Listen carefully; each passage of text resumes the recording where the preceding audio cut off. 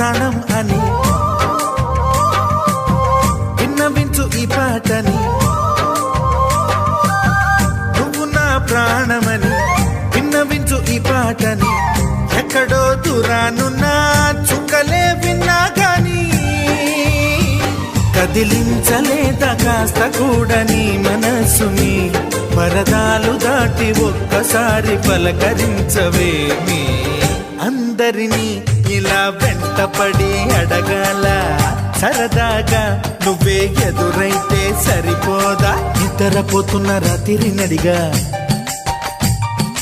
గుటికి చేరిన గువ్వల నడిగా